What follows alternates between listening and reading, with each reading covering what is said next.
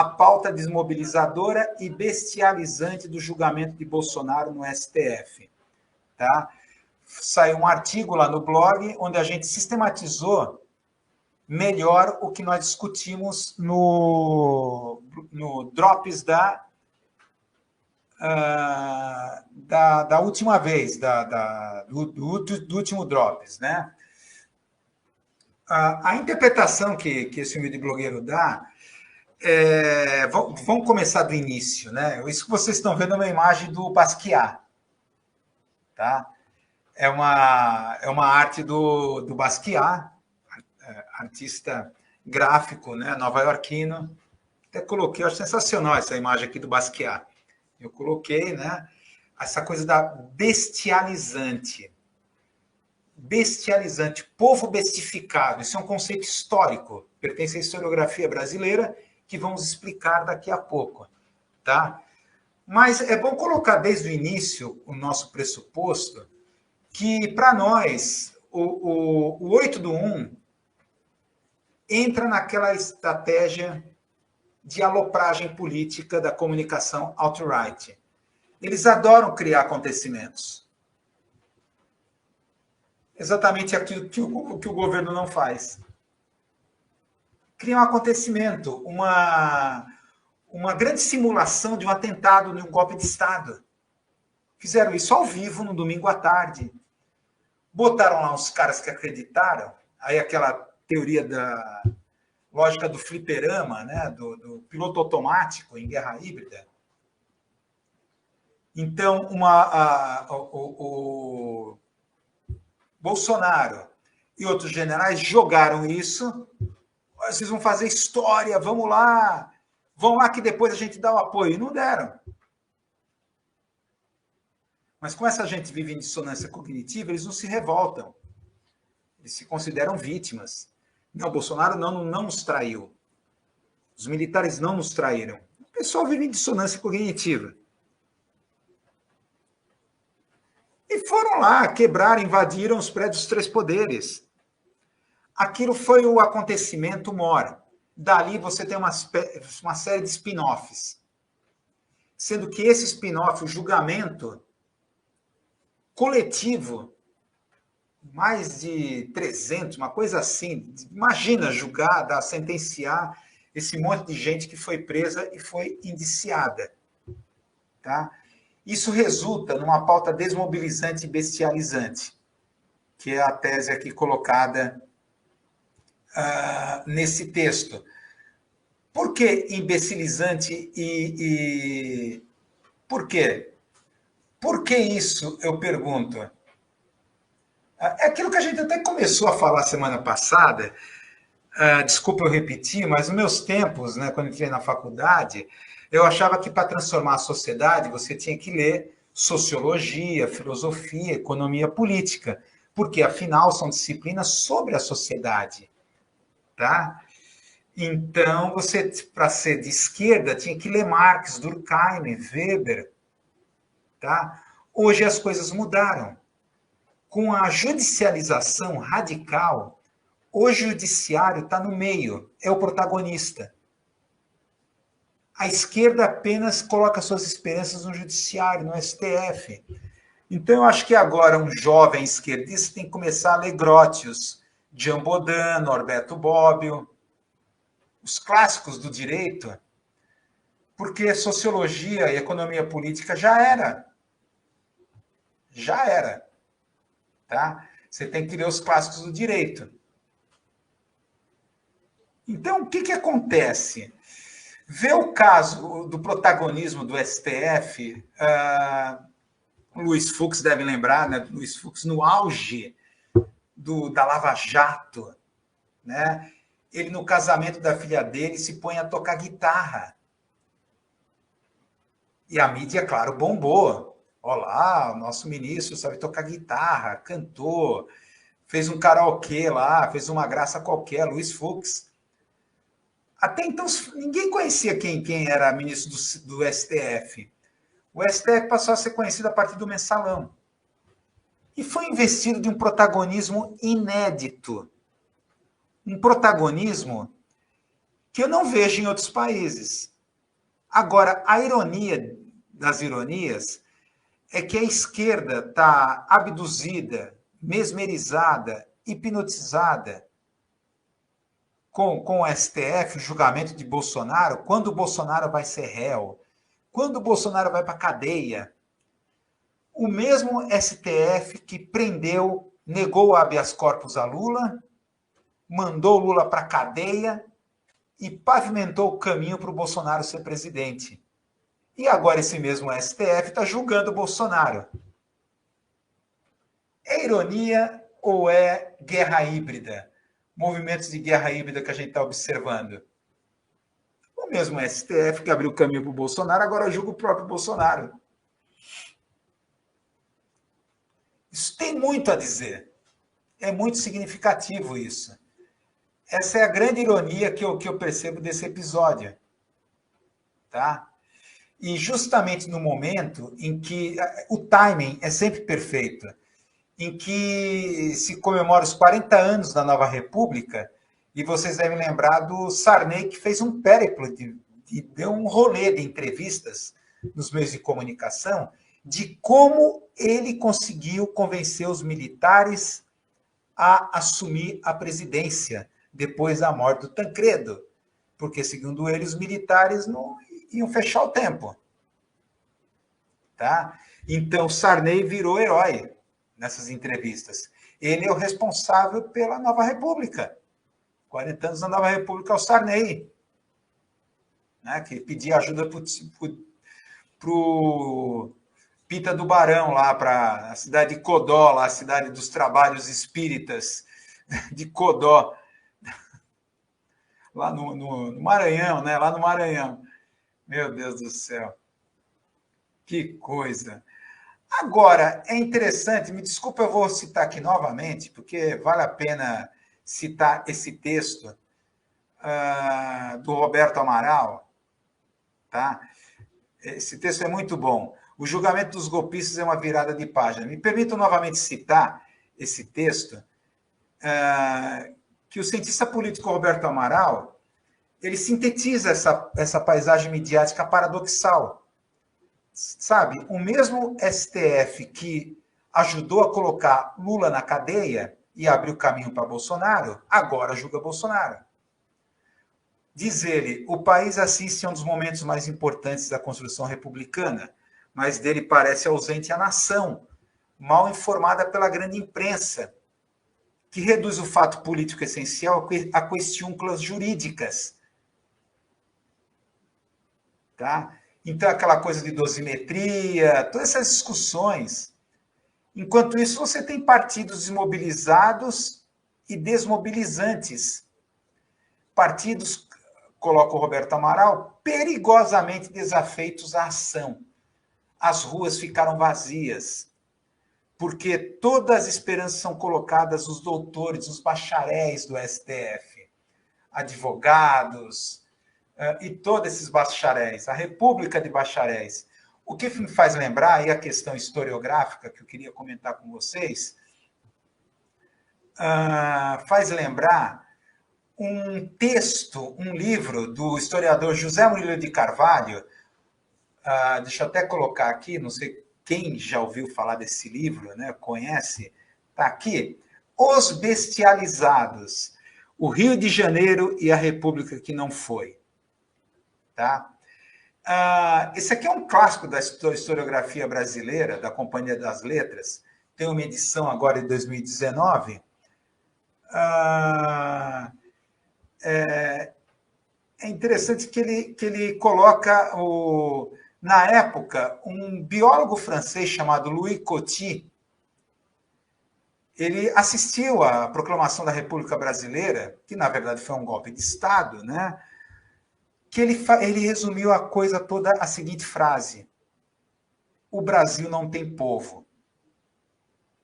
Segundo ele, a população do Rio de Janeiro assistiu bestializada à proclamação da República.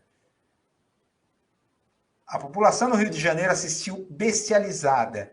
As pessoas estavam cuidando dos seus afazeres, do seu dia a dia, da sua sobrevivência, e não entenderam absolutamente nada do que estava acontecendo. o que chegou essa frase do Louis Coty, esse biólogo francês: o Brasil não tem povo. Tá?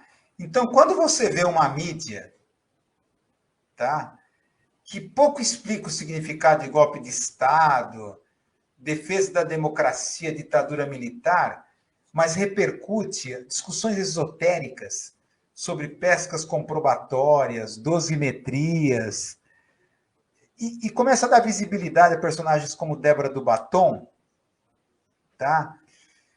A mídia começa a sugerir que, na verdade, tudo é uma bagunça mesmo. Olha, tudo é uma bagunça mesmo. Vê só, a Débora do Batom, mais de 10 anos de prisão, mas ela apenas pichou com batom. Então você vê uma população que cada vez mais entra em dissonância cognitiva. O que quer dizer isso? Ficam bestializados, como coloca o José Murilo de Carvalho. Brasil é uma nação sem povo. Então você vê o PT, um governo perdendo tempo e energia na questão da defesa da democracia. A ditadura militar nunca mais. Não há anistia. Enquanto o povo não está nem aí para isso. O povo está bestializado assistindo a tudo isso. Porque a população está pensando na sua sobrevivência, tá? No seu dia a dia, precarizada. E aí você vê o governo entrando numa espécie de síndrome de Pavlov, e agora, depois das manifestações na Paulista, tá? Com a palavra de ordem, defesa da democracia, sem anistia, e aquela costumeira incongruência metodológica, polícia militar, metodologia da USP, influência de direita e esquerda, dando números assim bizarros, completamente incongruentes sobre quantas pessoas tem. Enquanto isso, o povo não está nem aí. Então, coloca na conta por que o Lula está derretendo a sua popularidade. Por que essa mídia, essa pauta midiática pega, é dominante? Um dos motivos é isso. O governo e a esquerda gastam tempo e energia nesse spin-off do 8 do 1, feito propositalmente com cortina de fumaça, justamente para esse governo e o PT se desconectar do povo. É um governo completamente desconectado.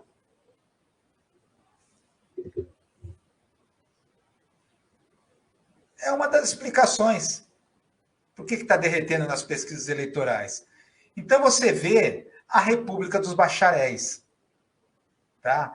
Aí me permitam citar novamente aqui o texto, dessa vez, do Pedro Augusto Pinho, que ele coloca o seguinte, né, no texto Julgamento de um ex-presidente no País dos Bacharéis, tá? Que a gente já citou a referência na semana passada, tá?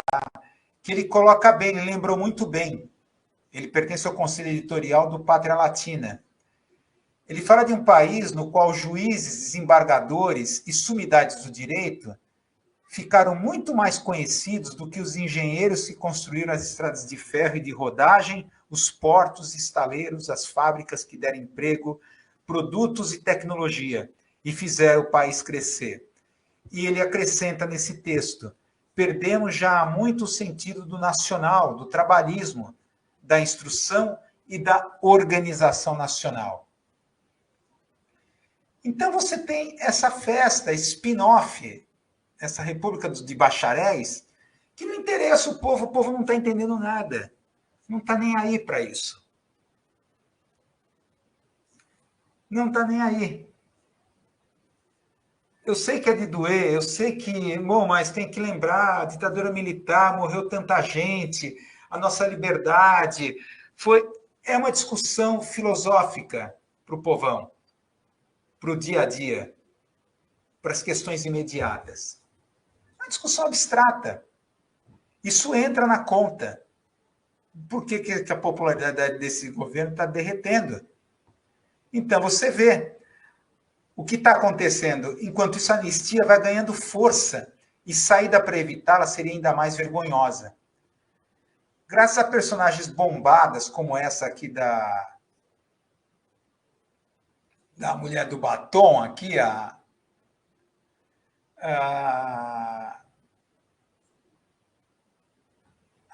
essa mulher do batom, né? Então, está ganhando força. O Congresso Nacional, a gente sabe, está bloqueando, está parando a pauta. Tá? Apesar com a mobilização dos parlamentares bolsonaristas, estão paralisando o trabalho da casa, atrasando a votação de matérias importantes. Tá?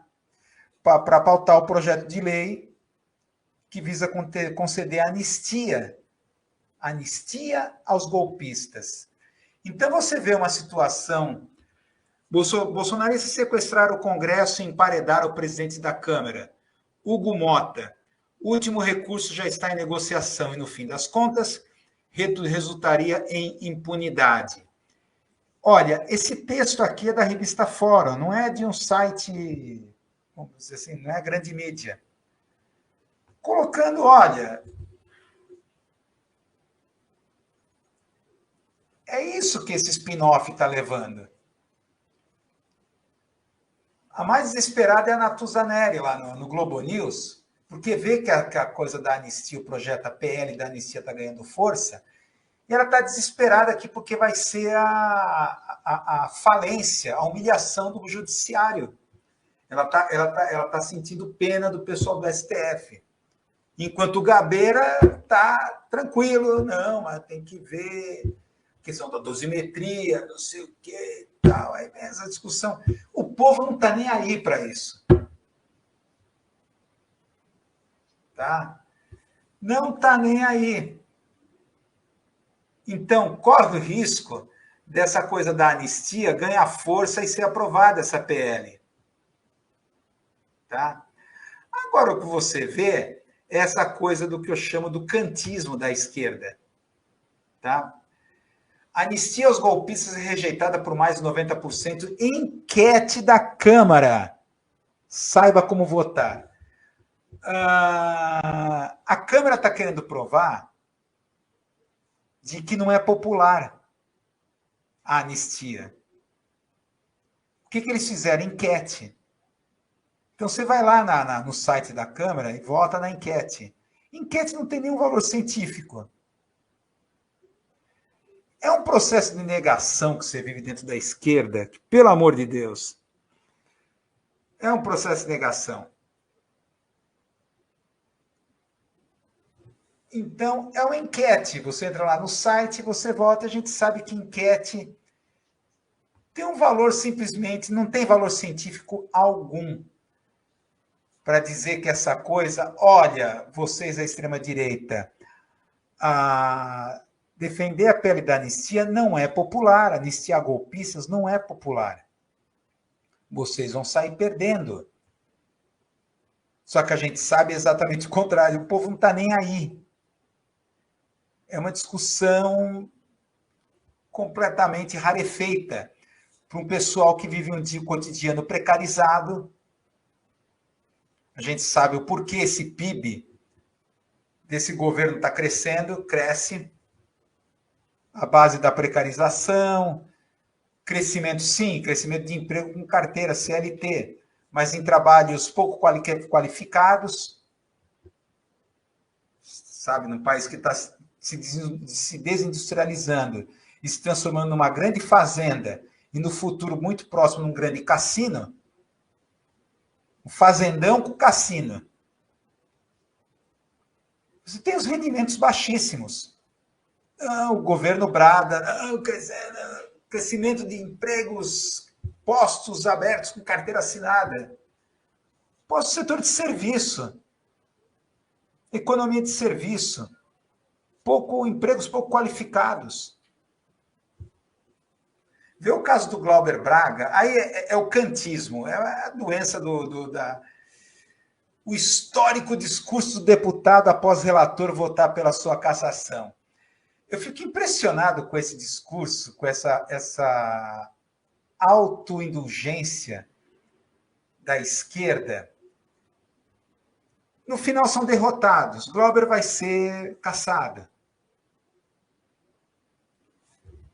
Tá? Mas ele fez um discurso histórico. E o Glauber falou no seu discurso: eu termino esse processo com o coração tranquilo, com o espírito de luta, que eu não vou parar por aqui. Tá? Eu não vou parar por aqui, ele diz. Ou seja, a luta continua. É aquela coisa do histórico, eu acho incrível. Como também Dilma falou, a história vai dizer quem estava certo. A história não vai dizer nada. A história é escrita pelos vencedores. Será que não leram isso em Karl Marx, no livro A Ideologia Alemã? Então fica com essa coisa do kantismo, Immanuel Kant, que tem um a priori na história, uma ideia a priorística que vai se desdobrando ao longo da história. Então, o belo, a humanidade, a não sei o quê, certos valores vão se desdobrando e se realizando ao longo da história. Uma filosofia idealista.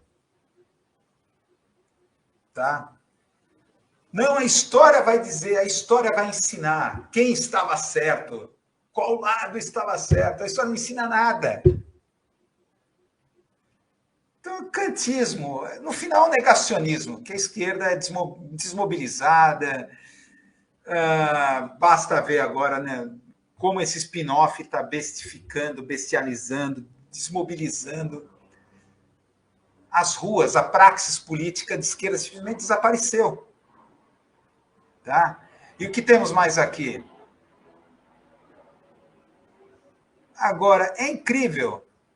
Lula tem 44% e Bolsonaro em 40% de simulação do segundo turno. É impressionante essas pesquisas. Mas peraí, Bolsonaro não está inelegível? Por que mantém ele dentro das pesquisas? Ou seja, essa ideia da anistia, a mídia está pagando ela. Porque as pesquisas não tiram Bolsonaro. Não tira Bolsonaro das pesquisas. E o que faz o governo? Comemora, olá! Lula ainda ganha no segundo turno. Bolsonaro, peraí, o que Bolsonaro está fazendo, né, nas pesquisas? O nome dele. Má fé das empresas de pesquisa. O cara já não é inelegível. Por que mantém o nome dele? Gustavo Lima e outros tantos nomes que somem, desaparecem. Agora o Felipe Neto. Fiquei sabendo que o Felipe Neto quer se candidatar a presidente. Vai cumprir o papel dele de desmobilização, despolitização, como ele sempre ocupou. Felipe Neto aí. Se Gustavo Lima se candidata, por que não ele? Né?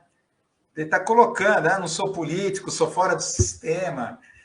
Interessante, seria interessante se estivesse dentro daquele esquema que eu estava falando, da esquerda também formar os seus mileios, os seus fora do sistema.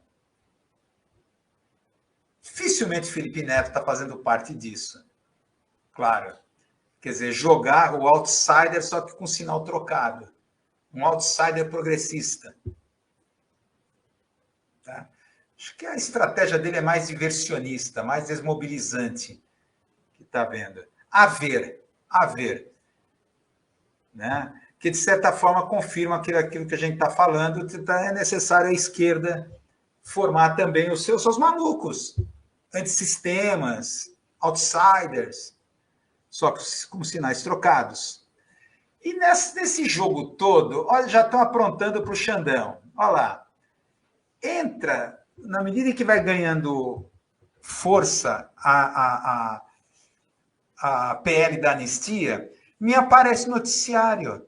PF indicia ex-assessor de Moraes por vazamento de diálogos. Lembra do Eduardo Tagliaferro?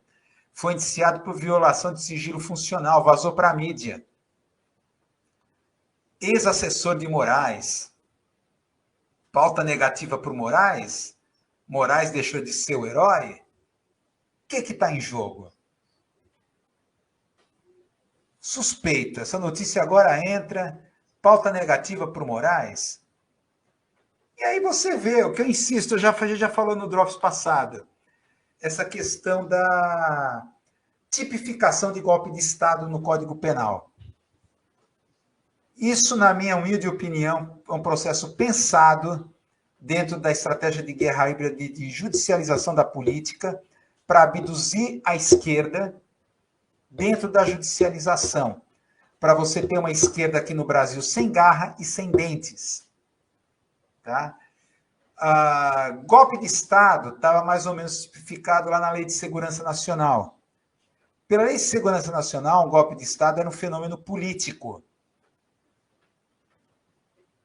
No governo Bolsonaro, entra a Lei número 14.197, os crimes contra o Estado Democrático de Direito. E aí passou a ser tipificado. Eu acho muita ironia essa alteração da Lei de Segurança Nacional ter ocorrido dentro do governo Bolsonaro. E agora Bolsonaro, outra ironia desse spin-off, do 8 do 1, é vítima dela. Vítima entre aspas, né? Estamos no jogo aqui digamos assim, da alopragem política. Tá? Mas é claro que tudo isso, a gente já falou isso no passado. Há uma coisa em Lula que parece que ele foi abduzido. Vê essa declaração sobre agora o aniversário dos 61 anos do golpe militar de 64, onde Lula não toca na questão do golpe militar. Ele entra na agenda da defesa da democracia, que não quer dizer nada para o povo. Hoje é dia de lembrarmos da importância da democracia, dia 1º de abril. Lembrarmos da importância da democracia, dos direitos humanos, da soberania do povo. Não existe fora da democracia caminhos para que o Brasil seja um país mais justo e menos desigual. O que é democracia para o povo? Esse conceito lábil, abstrato. Não deu nome aos bois. Estamos comemorando, né? Não é para comemorar. Estamos lembrando os 61 anos do golpe militar de 1964. Dá nome aos bois. Lula não. A pauta da defesa da democracia. Fora da democracia não tem salvação. Soberania do povo é o que importa. Vai falar de soberania de povo que importa para um cara precarizado.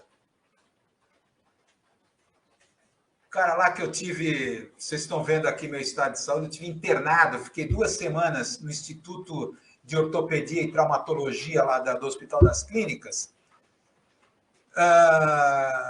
Eu fiz uma breve enquete, não tem validade científica, mas a grande maioria, esmagadora, 99% dos que estavam lá internados, motoqueiro, precarizado, motoqueiro de entrega. E eu, lá de gaiato, caí da bicicleta. Lá. Motoqueiros de entrega precarizados.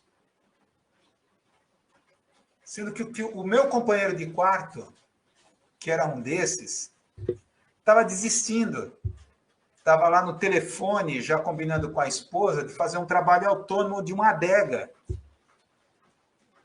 Depois do segundo acidente que ele teve de moto, um trabalho precarizado.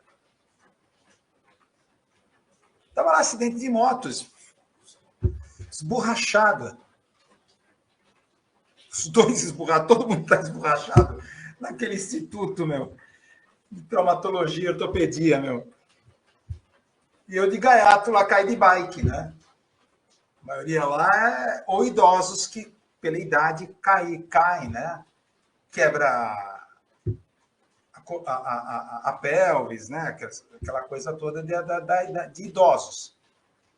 Mas a grande 90% é motoqueiro precarizado de entrega. Onera o SUS, onera o governo, onera o Estado, é uma coisa endêmica. endêmica, onerando o governo.